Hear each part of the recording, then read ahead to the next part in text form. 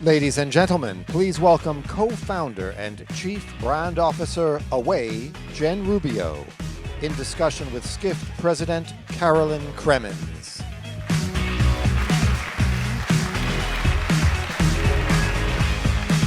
So how many of you have heard of Away or actually own one or two or three pieces of luggage? Oh, wow. There's a lot of opportunity still. Still a lot of opportunity. But here's the thing. It's only been 3 years since the first hard shell suitcase hit the market, and over 1 million pieces have been sold, obviously a lot in this audience. And now, get this, the company is valued at $1.4 billion. That's billion with a capital B. So I'm so happy to be here with you, Jen. Jen, as you know, is the co-founder of Away, and she probably is running one of the world's hottest travel companies out there. She and her partner, Steph Corey, raised $2 million to launch the company, and they didn't even have a prototype, so that must have been a really amazing business plan that you had. And now, as you're moving forward, you're building a complete lifestyle brand. So congratulations, Jen. You epitomize a 21st century businesswoman for sure. Thank you, and it's great to be here and to be in front of so many customers. Yeah. And future customers. Right, exactly. So just like the other sessions, we'll save a couple of minutes for Q&A, so please go into the app and submit them, and we'll get to them at the end. So let's start from the beginning. You're from the Philippines, and you moved to the United States when you were 7. You're from Jersey, right? Mm-hmm. And lived in 7 cities across 3 continents. So it's fair to say that, I guess, it travels in your blood. Yeah, definitely. And I think that's, you know, some people grow up and their parents tell you can be anything, and I think what I learned from an early age was that you can go anywhere.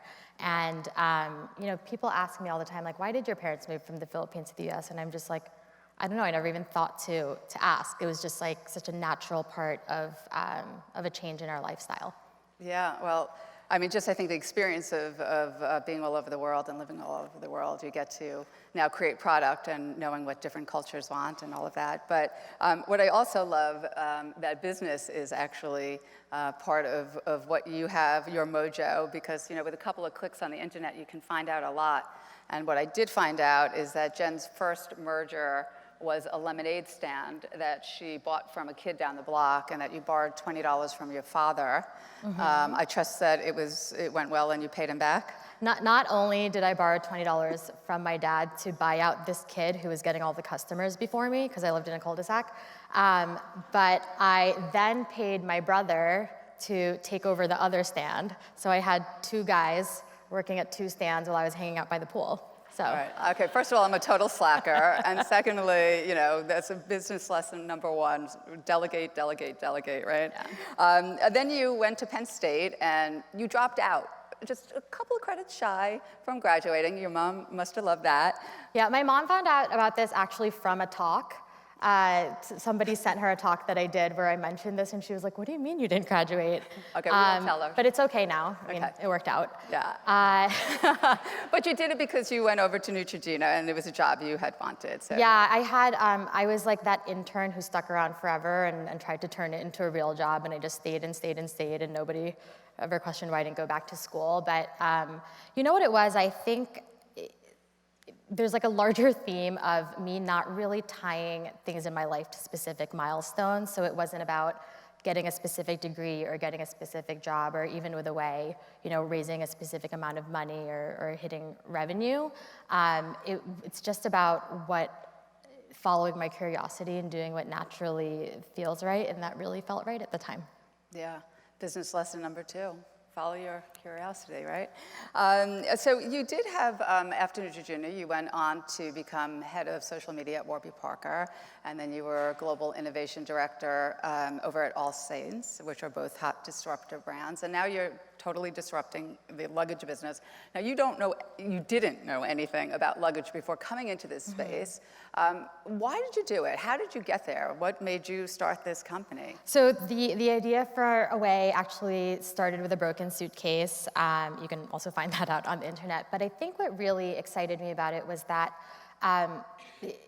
first of all, it's not like my suitcase broke and I was like, I'm gonna start a luggage company. I was actually looking for one to buy. Nobody could recommend a brand to me, and this is, I asked rooms full of travelers, friends who were consultants, friends who worked in fashion, friends who were journalists, and literally flew around the world with a bag by their side all the time, and not one of them could, one, name the brand, or two, recommend it to me, and three, for the people who did know the brand of their suitcase, it was something that had been gifted to them or was a hand-me-down, and really, they weren't emotionally connected to.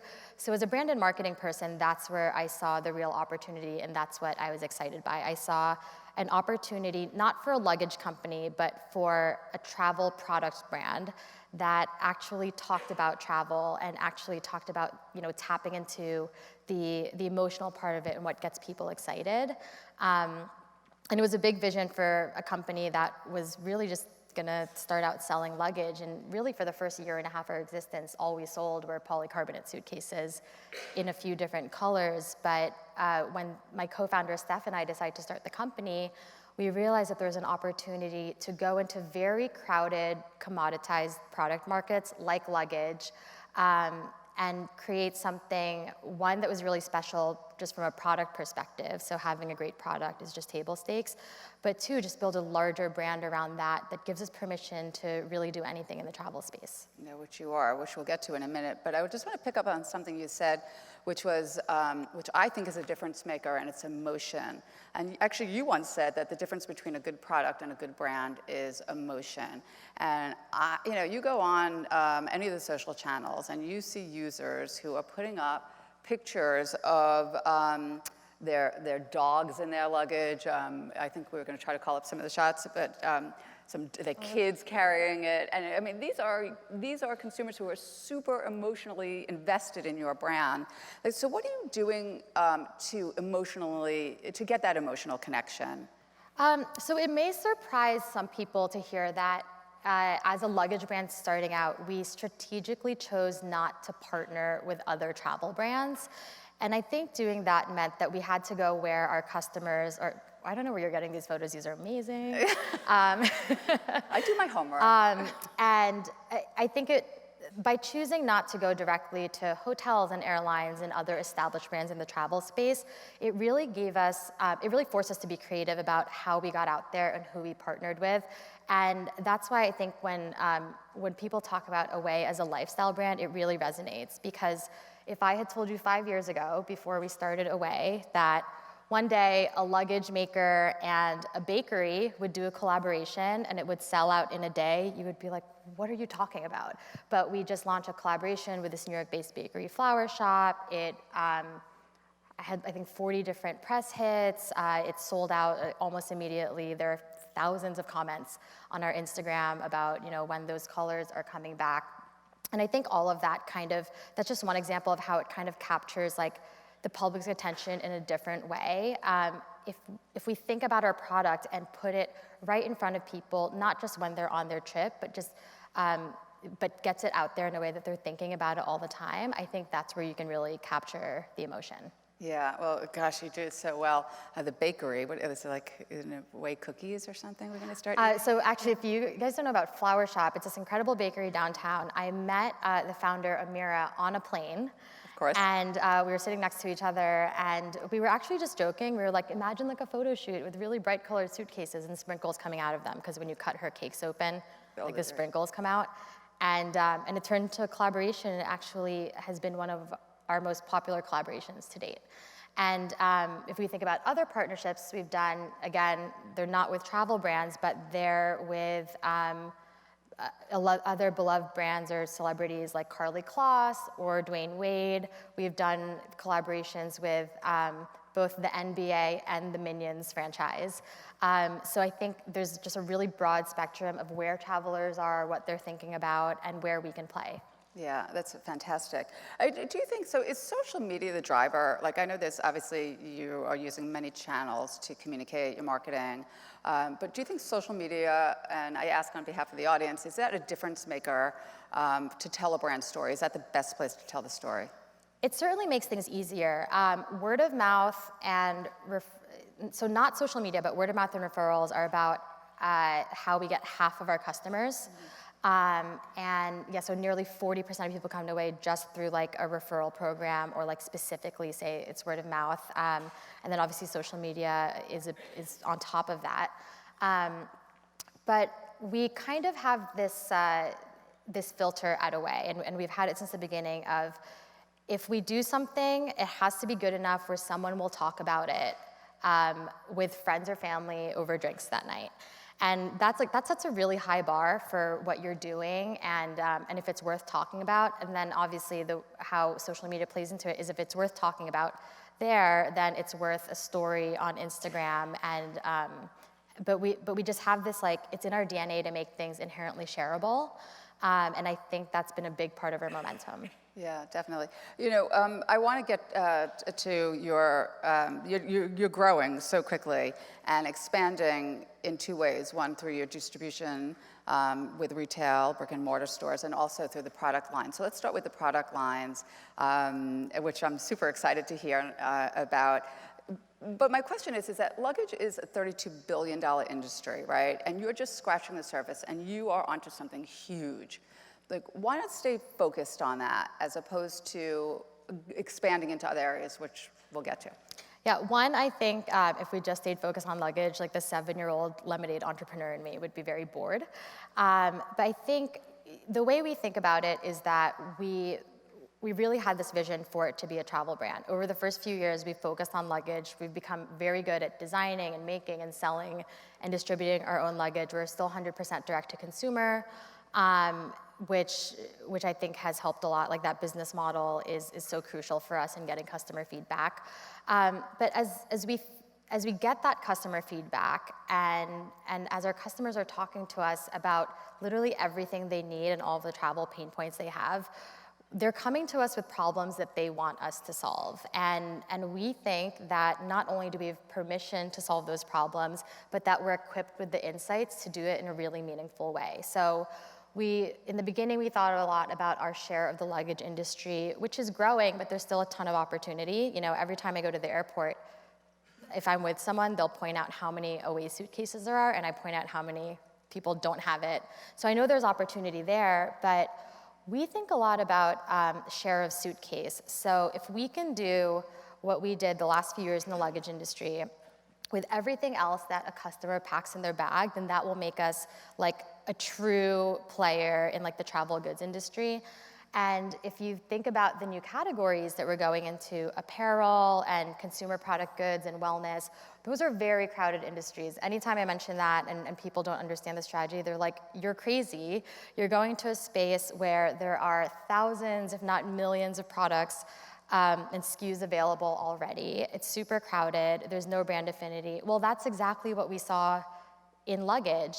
And we think we're specifically equipped to create something in that white space because we know about how people travel. We know what Away customers want and need, and there aren't products that exist that are specifically fine-tuned to the needs that people have when they travel. So, you know, we hear things all the time from our customers like, you know, I want to travel in comfortable clothes, but I don't want to travel in athleisure. And we have tons of insights into what they do want to travel in.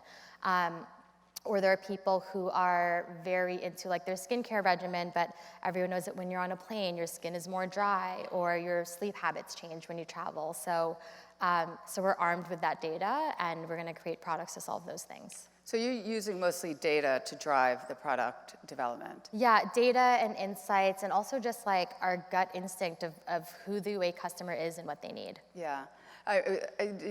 Steve Jobs famously said, people don't know what they want until you tell them what they want. And so I'm just wondering, like, how much of it is about the innovation and in the gut versus like the data is telling us we need to do this? Yeah, it's funny because we're like very much a customer-focused brand, and so our product roadmap, what we make, how we improve on it over time, is completely based on what our customers are telling us and the insights that we're getting from them. That, I think, is our number one advantage as a direct-to-consumer company, that we have that feedback loop. But I think the challenge then is, how do you present that to them in a way that's aspirational? Like, what we're not building is like a crowdsourced company. Like people aren't telling us how to do it. They're coming to us with problems, and our goal is to offer them solutions in elegant and aspirational ways. Right, right. And now you're also expanding, from brick and mortar into retail, which is great. It's another direct-to-consumer channel, but you see that market retrenching, the retail industry, just trying to get foot traffic into the stores. You have 7 stores now. I think you said you're opening another 5 through the end of the year, and the goal is 50 over the next couple of years. Yeah. That seems crazy on one hand, but tell us, why is retail important? Why is having that brick and mortar important? Well, retail is important because it's another vehicle for storytelling for us. It's another opportunity for our customers to interact in real life. We get a lot of insights from our retail stores that we don't get online. We get a lot of feedback that we can't get online. And we build community in a way that we can't do online. Just like from a ROI standpoint, we've been very surprised and just very impressed by the four-wall economics of the stores that we do have now. Actually, when we first launched, we had put so much time and resources and effort into making an incredible customer experience online. So 100-day trial, free shipping and returns. We invested a lot in our UX and our website, amazing customer service, all of these things that made an awesome e-commerce experience. And we had said to ourselves, brick and mortar retail won't really be a part of this. It's not necessary. And we tried a few pop-ups just to see what would happen, and we're blown away by the results. And it's something that our customers wanted from us, and the locations and the new retail footprint and how the stores are set up are also all driven by what we've seen from our first 7 stores. Yeah, well, it makes sense. I think the retail industry can steal a page from you, maybe. I just want to shift gears for a bit. Just talking about what it was like when you were raising money. You were 2 young women, you and Steph, and you were, going in and trying to raise capital. You raised $31 million. And it is considered one of the largest seed-financed female backed startups, which is amazing. Yeah. But you had said at one point that you, in the early days, that you were uncomfortable asking for money, that you always raised, not to ask for money, but that you had this epiphany. Can you share with everyone what that was? Yeah, and I think, listen, it's my perspective on this has definitely changed over time. The first check we ever raised was a $10,000 check from friends and family, and over time we raised over $150 million in equity funding. Our last round was $100 million. We were getting investors in at small $25 million checks. So my perspective has changed a little bit, but I remember during that first friends and family fundraise, I was very hesitant to do it. It felt like asking for money or asking for a favor. And I just wasn't wired like that. And Steph said something that completely shifted my perspective. And she said, we're not asking for money. We're giving people we care about an opportunity to invest. And if we're successful, it'll pay off. And I think that shift definitely was very empowering, and it paid off in the end. So, so that was something that really changed the way I walked into those meetings. Yeah, well, that's, I think, a lesson we can all learn. Let's ask for a lot of money from everyone. It's an opportunity to invest. Right. Wow, I wish I was your friend then. Anyway, what's your end game? What do you think? Do you think you want to be acquired? Do you think you want to be consider an IPO? When you think 5 years from now, everyone. Optionality would be great. I think what we're doing is trying to build a scalable business, which is the most boring answer I can give you. But to give you some perspective, when we started this, I was on vacation with one of my friends, and they're like, "What's your end game?" And I said, "One day we're going to sell a bunch of suitcases, and it's going to be really we'll sell 1 million suitcases. It'll be really successful, and maybe we can sell this company for $100 million. Wouldn't that be wild?" And that was that would have blown my mind. And then 6 months later, that's what our valuation is. So pretty bad at predicting the future. But I think what we've realized as we scaled is that the companies that are going public now are getting stuck because they don't have a path to profitability. They don't have like a real business model, and we've always been very conservative in how we've set up the business. You know, we've had a lot of growth, but we've like invested it back into the business in really smart ways. So I think what that truly does is buy us options for the future. Yeah, makes sense. So let's go, we have a couple of minutes for some audience questions. I'm just gonna look really quick. Your Insta ads are phenomenal. How much of your growth in first year is attributed to organic versus paid? So our growth in first year, organic versus paid. So actually, we really made it a point to not overspend or actually spend very little on paid marketing in year one. I think so much of our success comes from doing brand marketing. So we have two marketing groups, brand marketing and growth marketing. And I think what makes our paid marketing so efficient, what makes our Insta ads so powerful and impactful is that we have invested so much in brand marketing and PR and influencer relationships and doing things that get us into people's minds early on so that by the time they do get that Instagram ad, it's a lot more efficient for us. And that was like a very strategic thing in the beginning. Right, okay. What do you think the large companies get wrong when they try to curate authentic relationships with their customer communities? I think a lot of companies don't even know who their customers are. And I think there's a lot of companies that try to give you data or try to consult and get a sense to give you a sense of who they are, but nobody knows that better than you. And I think that's why we're so obsessed with having like a direct relationship with our customers. We just listen. Like the company is worth a lot more money now than it was when we started, but we're still there reading all of the Instagram comments. Now we have, more robust processes for getting the feedback to the right teams, but I think the information is right there. Excellent. So I'm just going to take the last question, which is, you're off to Tokyo tonight, so we really thank you for being here. But if you could sit next to anyone on that flight tonight, and it's a long one, living or not, who would it be? Like not trying to sit anyone in a little cabin. You need to get your consumer Michelle data Obama. points. Michelle Obama. Yeah. Excellent. That's a good one. Well, thank you so much, Jen. Thank you for being here with us. We appreciate it.